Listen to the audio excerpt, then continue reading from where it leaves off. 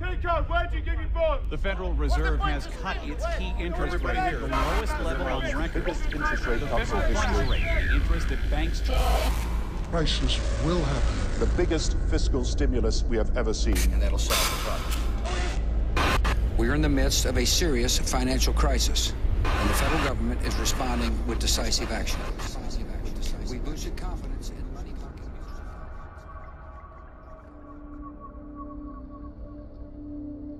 market. Have you taken a large home loan?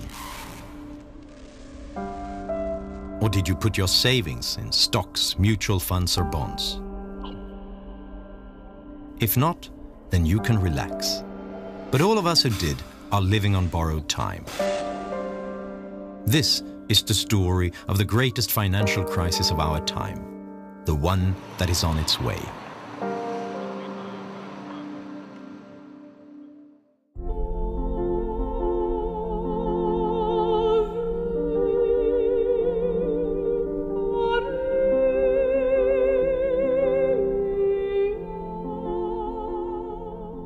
They spent hundreds of billions of dollars to show that they were doing something, but not properly designed and not as effective as it should have been. When they start losing money, hey, we got to get back in the game. We got to get those dice rolling again. Hey, let's create another bubble. You think the dot-com bubble was too big? We got a bigger one for you. We'll call it the real estate and the credit. Well, the problem is they never actually cure the crisis, right? They just give alcohol to a drunk. It doesn't sober him up. It just, sets him up for, a bigger hangover. And that's all we've done. And that's all we're trying to do. And so I know at some point you kill the patient, right? At some point you can't drink anymore. It's just the end of it. You reach the end of the ability.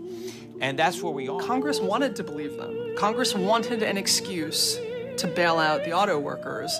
And the executives gave them just enough political cover to say, well, I'm not really doing this because I want auto worker votes and I'm going to give them a huge amount of money. I'm really doing this for the American economy. The Federal Reserve has cut its key interest rate to the lowest level on record. The federal funds rate.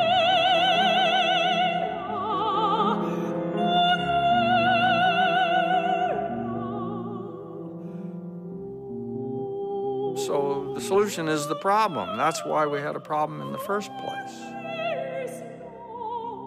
And this is the danger in protecting investors and consumers from the consequences of their own decisions.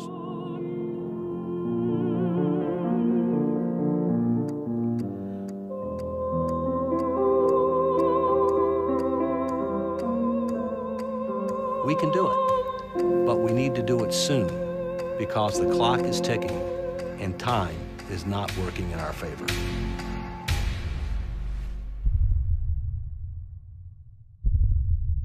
I know many Americans have questions tonight.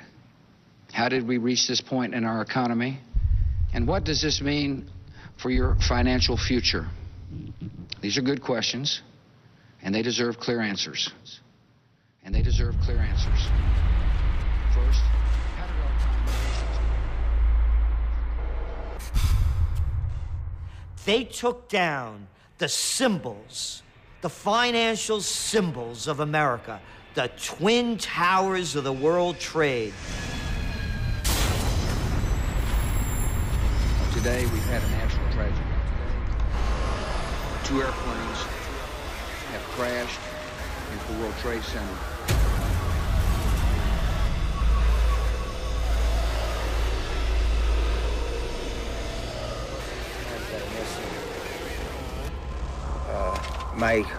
My old company, my old company where I used to work, the whole company's missing. The story of the great financial crisis begins, just like many of the stories of our era, in the United States on September 11th, 2001. The terrorists knew exactly what they were doing, striking at the ultimate symbol of the global economy. And they did it when the US was already slumping into a recession after the dot-com bubble had burst. Despite the tragic events of September the 11th, the foundations of our free society remain sound, and I am confident that we will recover and prosper as we have in the past.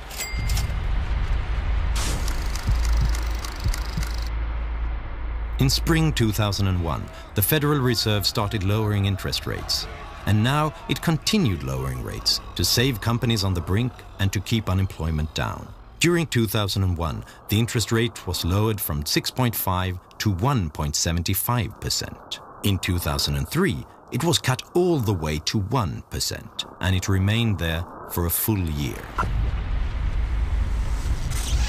Predicting the panic of 08, the economic 9/11, and the current economic crisis that we're still in was probably one of the easiest forecasts we've ever made in our 30 years of trend forecasting. It was very simple. Gerald Celente lives in Kingston, a few miles north of New York. He's one of the top trend analysts in the US. He has been called the modern Nostradamus. He didn't just predict the current crisis, he also predicted the dot-com bubble and the stock market collapse of 1987. Immediately after 9/11, the President of the United States, George W. Bush, told the people to be good Americans and go out and shop. But how are they going to do it? You're in a recession. The Federal Reserve comes to the rescue. In his memoir, Federal Reserve Chairman Alan Greenspan writes that he knew that low interest rates might cause a bubble. It's party time! Traditionally, central banks remove the punch bowl once the party starts. The interest rate can't remain low for too long, or people will do things they'll regret later. This is one party that just has to turn out right. Well, the purpose of a party is to have fun together. And a successful party needs planning and skill. Greenspan argued that the Fed should never remove the punch bowl, but rather keep refilling it when the party started to peter out. And if things went bad, the Fed would clean up the mess and tend to the hangover. Banks and speculators loved it. Now they could take greater risks than ever before. If they were successful, they could keep the profits. And if they were unlucky, Greenspan would rescue them. Mom was that way. Let me come home crying over something and she'd give me candy every time.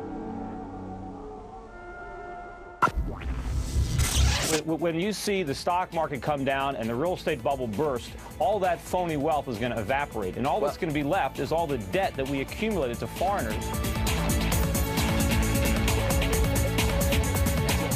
Peter Schiff is another analyst who was roundly mocked when he predicted a crisis for the US economy in the midst of the boom. We went on an unprecedented global spending binge. American citizens borrowed and spent trillions of dollars to buy stuff. And that is why we're in so much trouble. It was because we got drunk on all that Fed alcohol. Fed alcohol. Fed alcohol. In a world that was suddenly uncertain, with the country under attack, nothing felt safer than investing in your own home, in the American dream. I do believe in the American dream. I believe there is such a thing as the American dream. Owning a home is a part of that dream. It just is. Right here in America, if you own your own home, you're realizing the American dream. Vernon Smith was awarded the Nobel Prize in Economics in 2002. He received it for his research in experimental economics. In his experiments, he puts economic theories to the test. Smith is an expert on bubbles. If you can buy a home with almost nothing down, then you do well if the prices continue to go up. If it goes down, well, then you have an incentive to walk away from it and let the bank have it. Low interest rates caused a housing bubble. Cheap loans encouraged people to buy more and bigger homes. Housing prices began to rise by 10% a year. So many took out a second mortgage on their old house to fund consumption. You want to go on that vacation? Buy some new clothes? How about putting an addition on your house? You don't have the money? How about a home equity loan? That's for you. Let's use your house as a piggy bank. The banks granted loans to almost anyone. Why would you need a decent income to buy a home if you can get rich just living in it? The market even coined the term Nina loans. No income, no assets, no problem. You'll get a loan anyway. The legislation was more aggressively pushing lenders to lend to people of modest means, people whose incomes were 80% of the median income or below. Politicians encouraged this. For a long time, both the left and the right have been encouraging home ownership. So they've created deductions, subsidies and insurances. And they created two huge mortgage financing companies, Fannie Mae and Freddie Mac. Their job was to use thousands of billions of dollars to insure loans for people who couldn't get them on the open market. They were government-sponsored enterprises. They had private owners, but they had been created by Congress, and their transactions were guaranteed by the government. So particularly Fannie Mae and Freddie Mac are government-sponsored enterprises, and what it means is they're private, not now maybe, but they're private companies that have special charters from the government. And the thing about government-sponsored enterprises, which is the main thing people are talking about, is a sense that they're guaranteed by the government. First of all, government-sponsored corporations that help create our mortgage system. I introduced two of the leaders here today. They call those people Fannie Mae and Freddie Mac, as well as the federal home loan banks, will increase their commitment to minority markets by more than $440 billion. In the last decade, Fannie Mae and Freddie Mac have donated more than $200 million to politicians in Washington. Enterprise-sponsored government. I asked the former Freddie Mac chief economist what they got for their money. I don't know. I mean, that's a tougher question. No, they had a pretty good charter. They were regulated in a spotty way. In many ways, the regulatory structure wasn't that bad, but it was the case that the regulatory structure was a compromise. It wasn't a treasury, it wasn't a housing, really. It was somewhere in between. You know, there was a huge moral hazard courtesy of the government in the mortgage market. When the government, through Fannie and Freddie, started to guarantee mortgages, then the lenders were no longer worried about getting their money back because the government said, we guarantee it. And so that's why I proposed and urged Congress to fully fund the American Dream Down Payment Fund. This will use money, taxpayers' money, to help a qualified low-income buyer make a down payment. Well, greed has to be balanced with a certain amount of fear, and that's what down payment rules are all about, and amortization rules, is to keep people from carried away by, as you say, the greed of expecting to become rich by buying a home and reselling it at a higher price.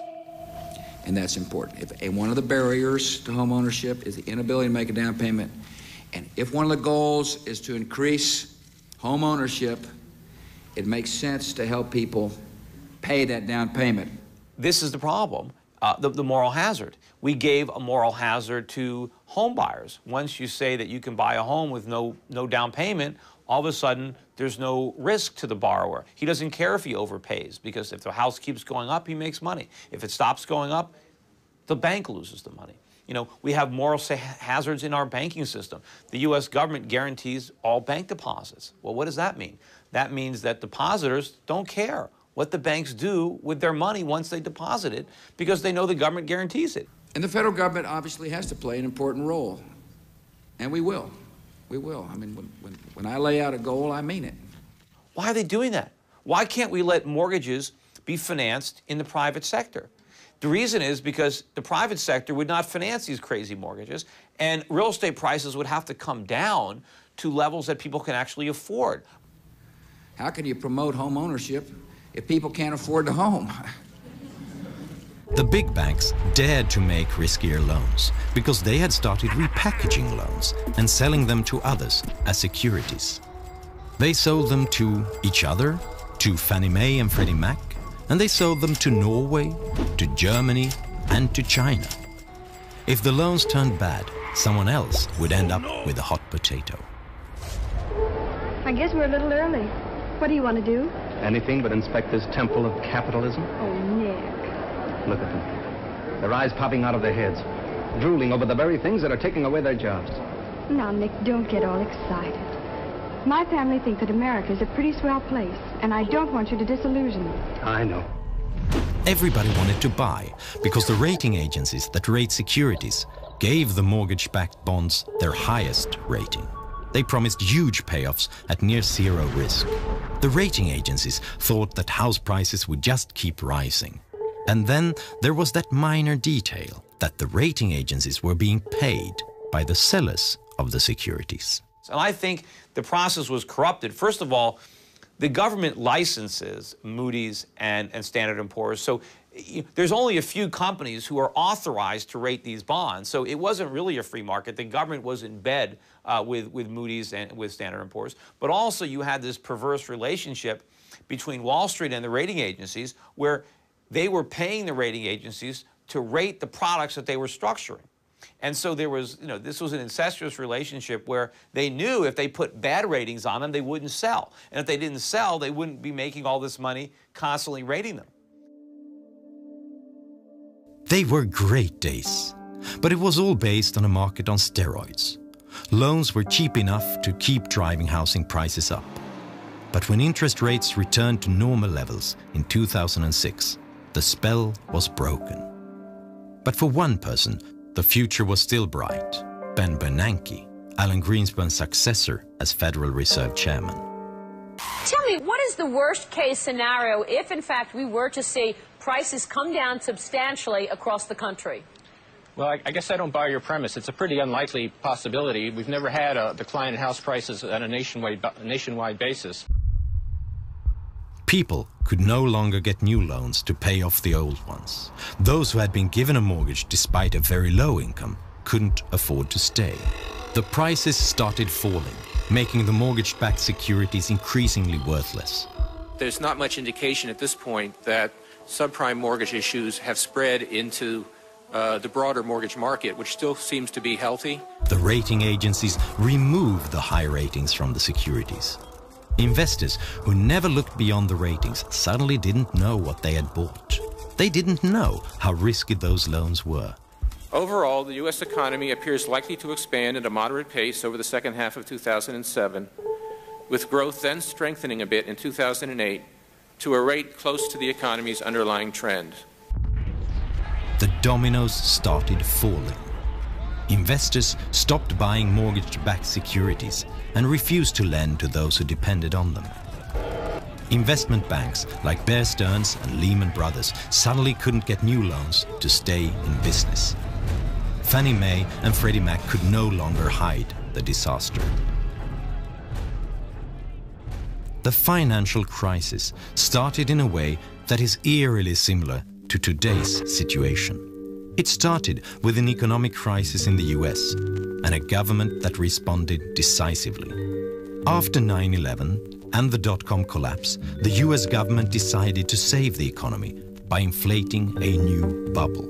Today, the world is trying to get out of the financial crisis by inflating a new bubble. The difference is that this bubble is much bigger.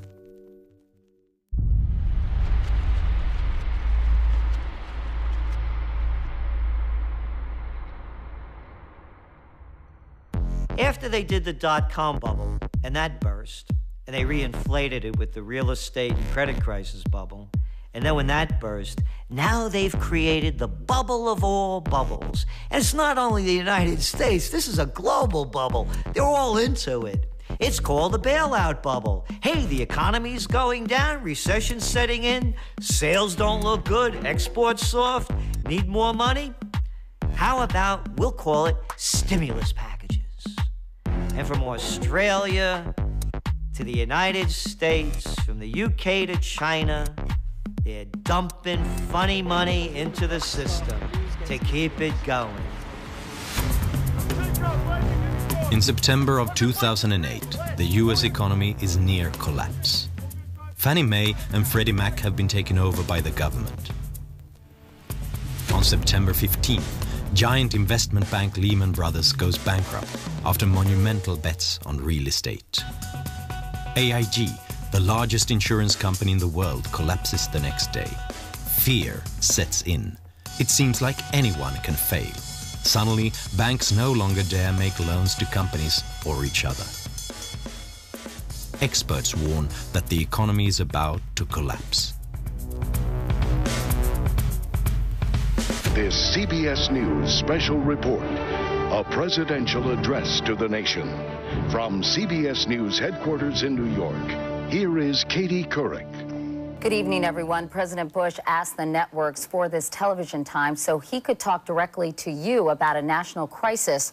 Some of this country's major financial institutions are in danger of collapsing under the weight of bad mortgages, and that would be devastating for the entire economy. We are in the midst of a serious financial crisis, and the federal government is responding with decisive action.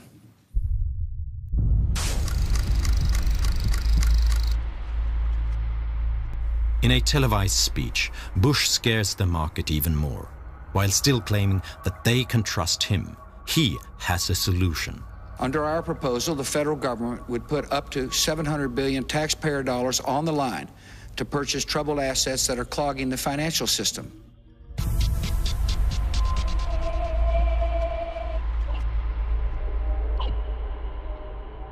The US government wants to spend huge amount on Wall Street banks to cover their bad deals. Even banks who don't want the money will be forced to take it, so that the public won't know which banks are on the brink of collapse. All those in favor say aye. Opposed say no. The ayes have it. I want to thank the Secretary of the Treasury for working hard with the members. I thank the members for working long hours like they've been doing to come up with a solution that's bipartisan and that'll solve the problem.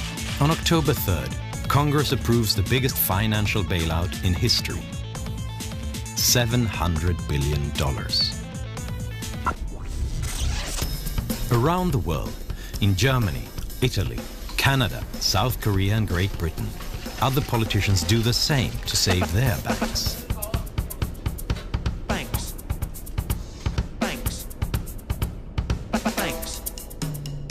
We've taken the decisive and the tough decision that was necessary to protect the stability of the financial system and to protect the depositors. David Walker was US Comptroller General from 1998 to 2008. He quit because he was so worried about the US economy that he wanted to have the freedom to warn about what may happen. In my view, the bailout was necessary in certain regards, but in many cases, we wasted a lot of money because we didn't do three things. First, have clearly defined objectives about what we were trying to achieve. Secondly, have criteria established up front as to who would get the money and who wouldn't get the money. And number three, have conditions established up front as to what they could and couldn't do with the money. And as a result of not having those three things, some people got the money that didn't deserve it. Other people got the money that didn't make good use of it. And as a result, we had a lot of waste with regard to taxpayer money. What would it mean if the domestic industry were allowed to fail? You heard Senator Stabenow, so I won't repeat other than to say... As a result of the crisis, the situation for the US auto industry became critical. On November 19th, their CEOs fly to Washington to demand money.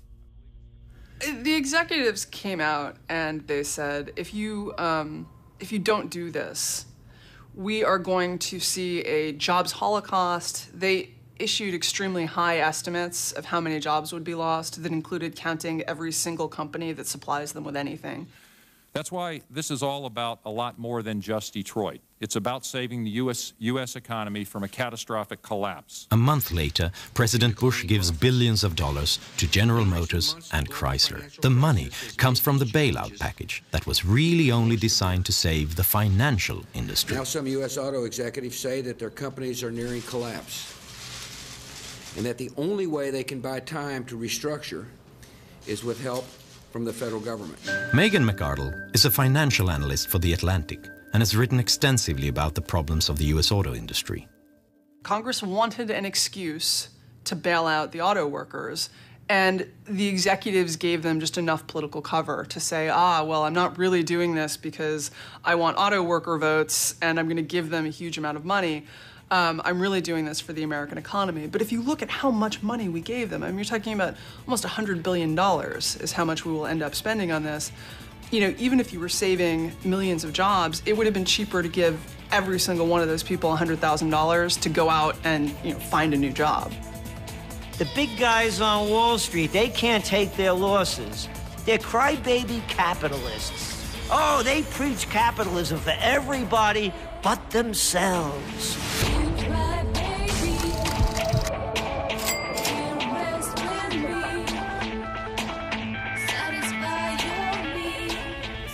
The Federal Reserve has cut its key interest rate to the lowest level on record.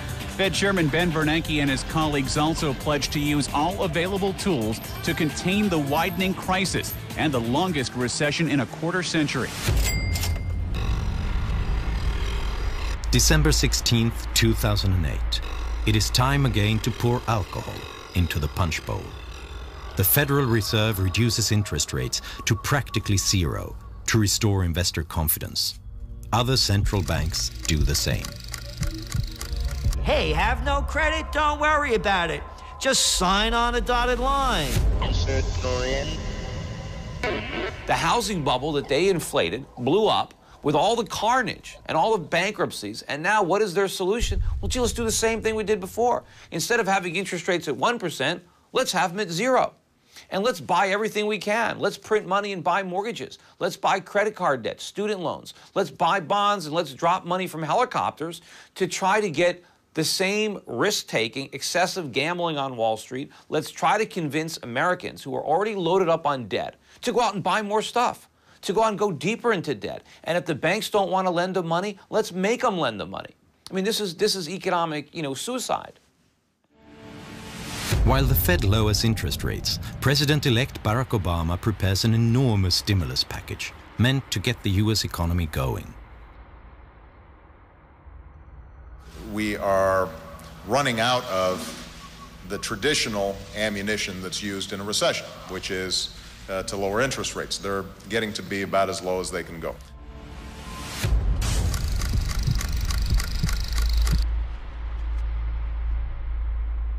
The American Recovery and Reinvestment Act that I will sign today, a plan that meets the principles I laid out in January, is the most sweeping economic recovery package in our history.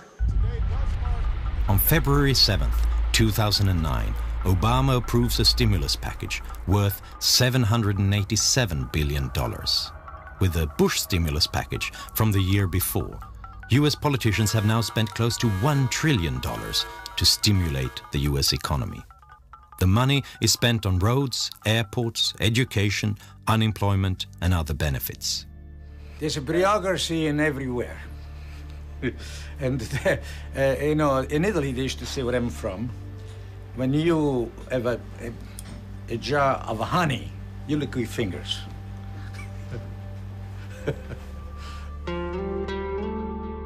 The town of Union is located a few hours from the Canadian border. This is where the computer company IBM got its start and grew to be the biggest in the world. The factories are now empty, but the town has acquired a small town rhythm. So there was surprise when $600,000 from the stimulus package arrived to combat homelessness.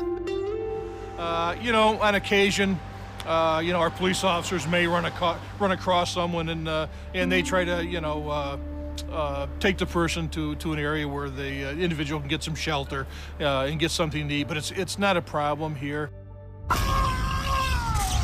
This is Rodeo Drive in Beverly Hills, probably the world's most famous upscale shopping district. It was here, for example, that Julia Roberts went shopping in Pretty Woman.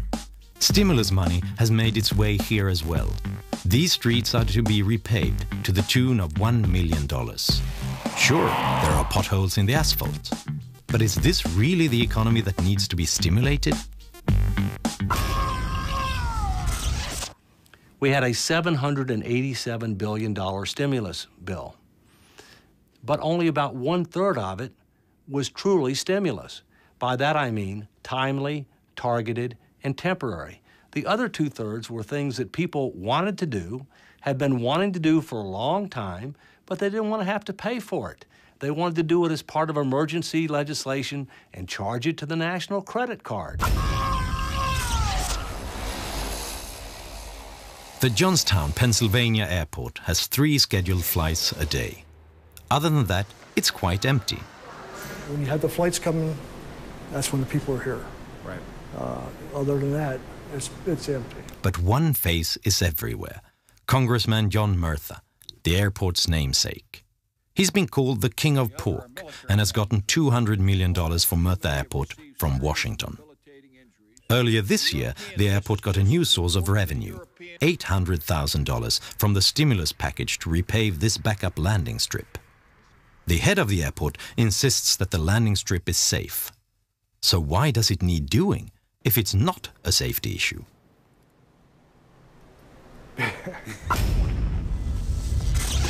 Because of the steps we've taken, this plant is about to shift into high gear.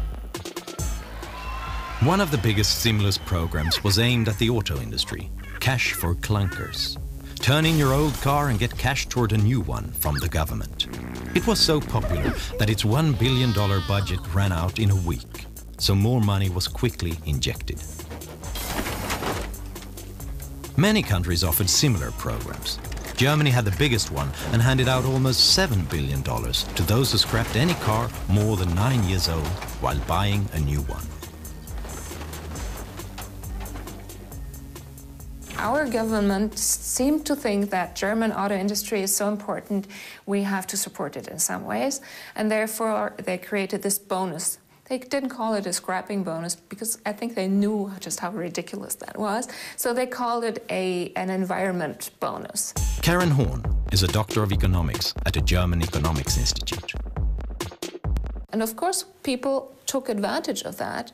It worked as long as it was on, the program worked, but now it's out, it's over, and of course, numbers are dropping. People are feeling that they ran into additional debt due to that bonus that they wanted to take advantage of, and they're having problems they didn't anticipate. So Germany spent almost $7 billion to scrap fully functioning cars and to maintain excessive auto factory output.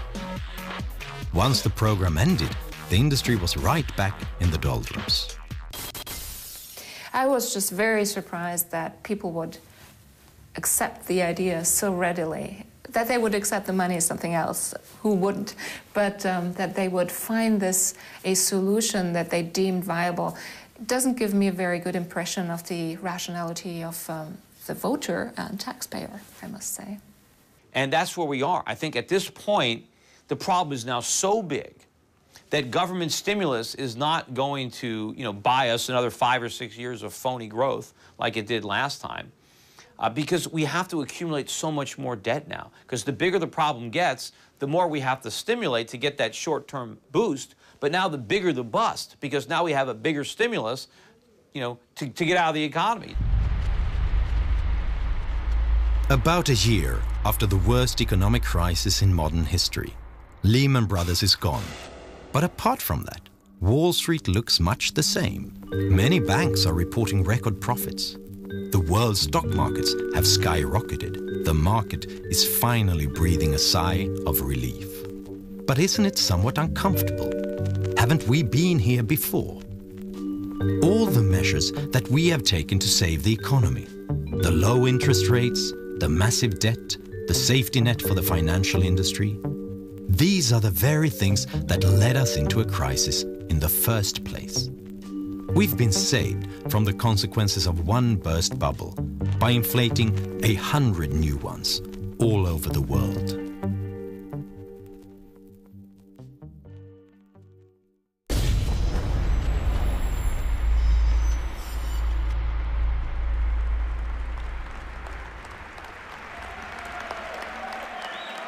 One year ago, I took office amid 2 wars, an economy rocked by a severe recession, a financial system on the verge of collapse, and a government deeply in debt.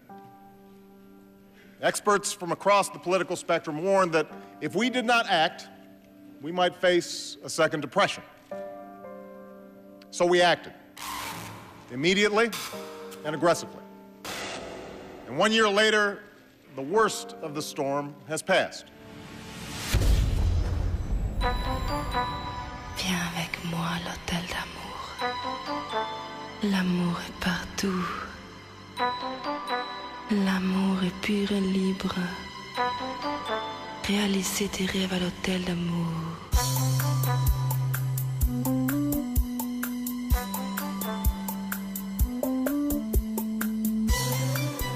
There are positive signs. This is the Hamptons outside New York, a classic playground for Manhattan's elite. A house by the Atlantic like this one costs $30 million. And a hot dog bun with lobster salad costs $18. Fast food, Hampton style. The crisis has made its mark here too. There are fewer private jets at the airport. Instead, the Porsches jostle the Mercedes on the turnpike to New York.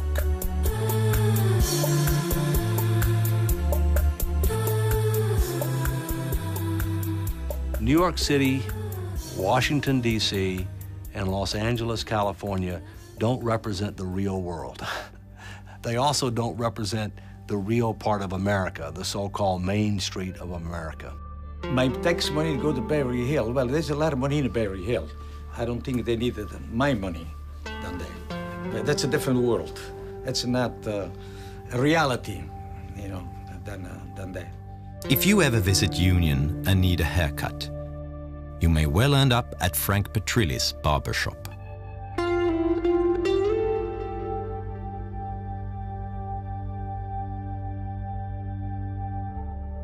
But unfortunately, a lot of people lost their homes because they lost their jobs. And they're now living the life that one time were able to do it. A lot of the young people, especially educated, they try to move, go out of town. But I believe no matter where they go, the situation is the same all over. Where are they going to go, Detroit? Now listen, son. I wasn't going to tell you this, but you're the reason we came here all the way from Indiana. You've heard all the talkers. Now I'm going to show you the doers.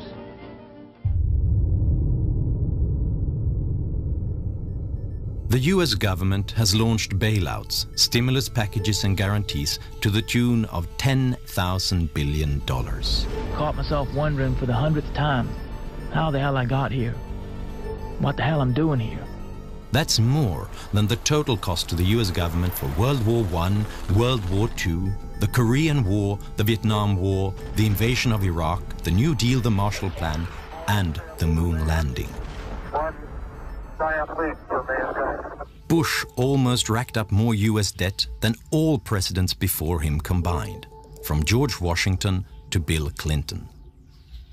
And Obama is almost creating greater debt than all presidents before him, including George W. Bush. But it's not just the US that's increasingly looking like a house of cards. During the crisis, many governments went deeply into debt. Estimates say that the average debt in the richest nations will exceed 100% by the year 2011. These are loans taken at currently low interest rates. Should the interest rate rise by 1%, the US interest payments will rise by $100 billion per year. That's more than the annual cost for the Vietnam War. Sometimes it's just an engine failure, other times it's the deadly flak. If the pilot's lucky, the flak kills him. But usually he isn't, and he burns to death as his plane spins in. It sounds absurd to even think that the United States, the world's economic superpower, might crash. After all, they get the highest ratings from the credit rating agencies. One of the lessons that we must learn from the mortgage-related subprime is you have to take credit ratings with a big grain of salt. Because as we saw with the mortgage-related securities, they went from AAA rating to junk bond pretty fast once people understood the true situation.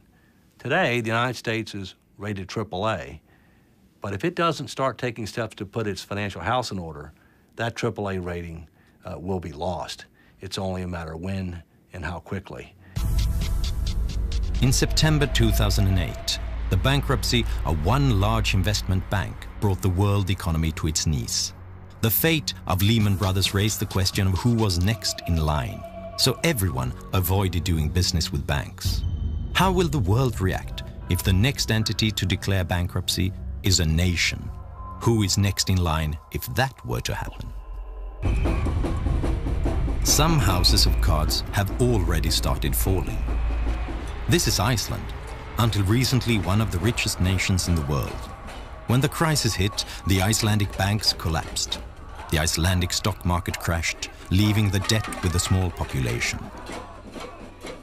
For the first time in 50 years, this peaceful country saw riots.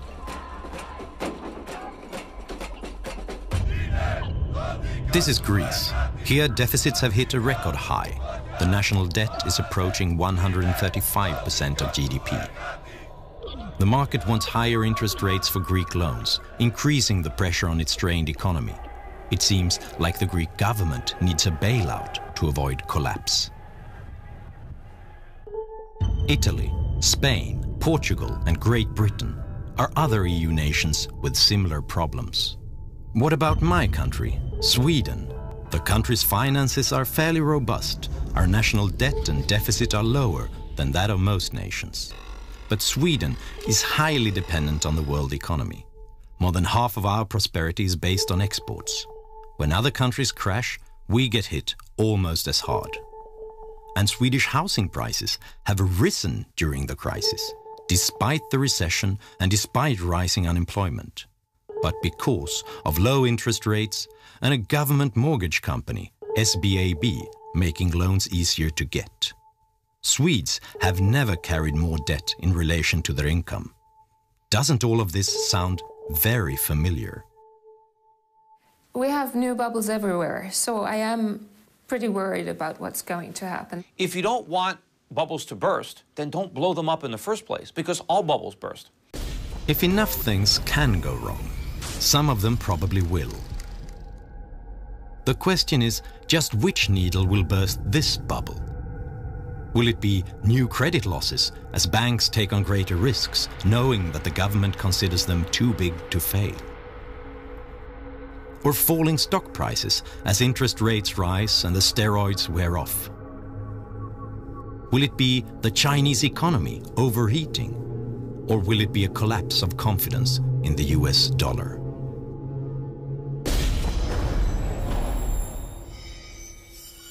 If we lose the confidence of our foreign lenders, and we must not allow that to happen, but if that were to happen, then there would be a dramatic decline in the dollar, a dramatic increase in interest rates, significant fueling of inflation, a very, very deep recession and possibly depression that would be felt around the world. We must not allow that to happen. When the next bubble bursts, you cannot use the same emergency measures. You can't lower interest rates that are already at rock bottom.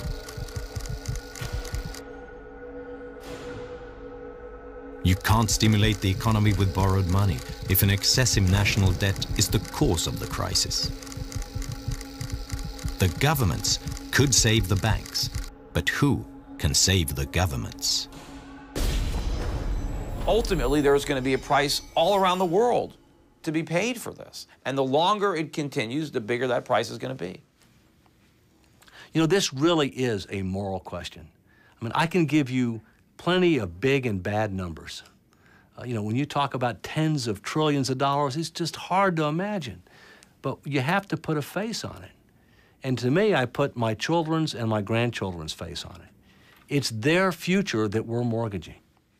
When we tell people that there's going to be a bailout bubble, and they see the world equity markets up 50, 60%, they don't want to believe that it's another bubble.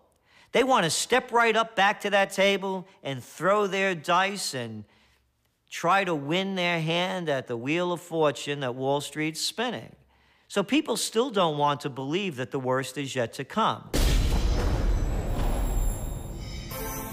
It's easy to think of these predictions as much too gloomy, but that is exactly what people said the last time. When these experts predicted the 2008 financial crisis, they were laughed at in the media. You guys are deluding yourselves.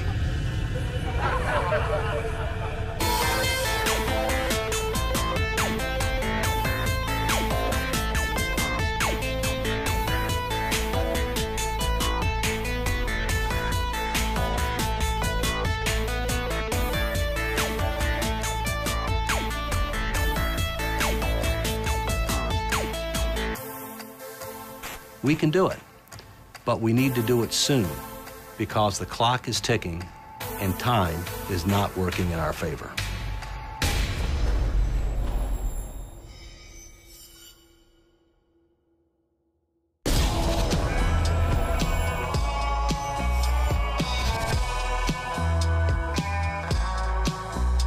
Some of the townsfolk said he was dumb as dirt, but it didn't bother him none.